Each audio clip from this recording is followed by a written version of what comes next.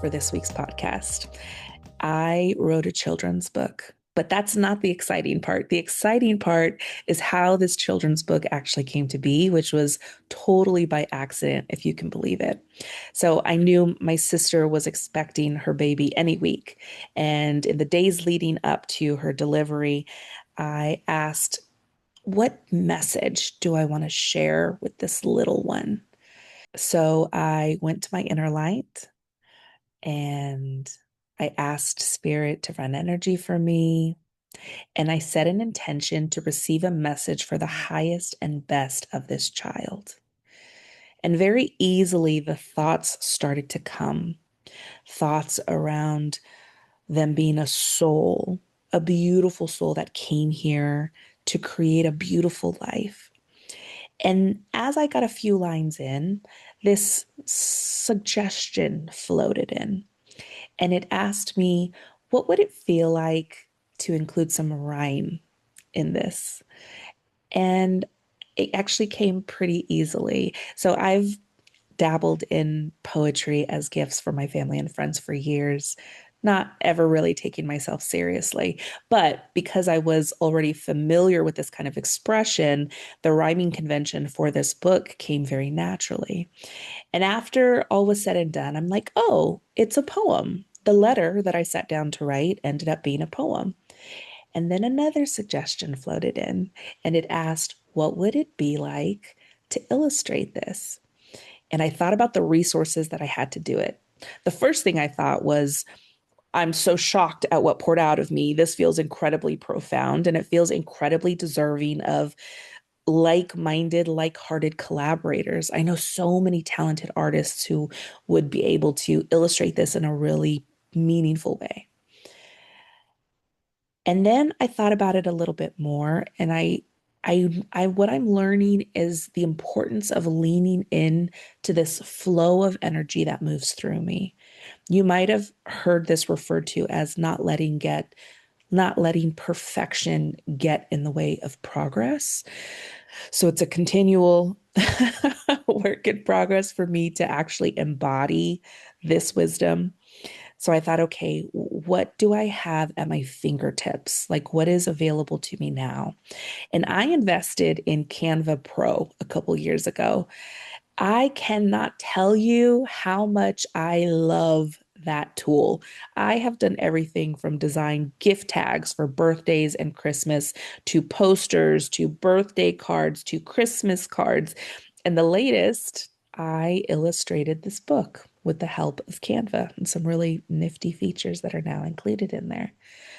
So I finished the book and I'm like, okay, how can I get this printed for my nibblings, all of my nieces and nephews? Because when it was done, I realized, oh, this is would serve an audience much bigger than just the newest baby, right? And then I realized, oh, this would serve an audience much bigger than just my nieces and nephews. So I went about arranging for hard copies to be printed for them via Canva.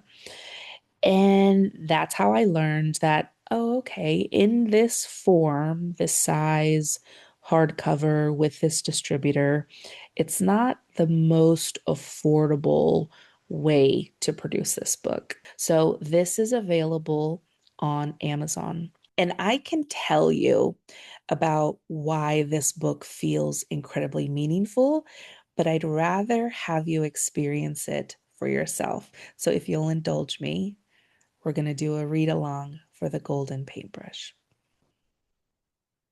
The dedication page says, for the Creator, capital C, within us all. Inside of your soul lives a truth strong and bright. You carry within you a wonderful light. This dazzling light helps create living art so others can see what lives deep in your heart. It works like a paintbrush for your hands alone to color your story in ways all your own. Some souls paint lives filled with kindness and care. Others make music. Some sit in prayer. Some people build things or help gardens grow. Some become scientists, eager to know. Some ask brave questions, and some are great friends. And some help sick people feel better again. Others fly airplanes or sweep up the street or make sure their neighbors have something to eat. Each brush reveals something precious and new. Never has there been an artist like you. And then the last page of this book includes an intention. So there's a line, and you fill out the name of the child receiving the book.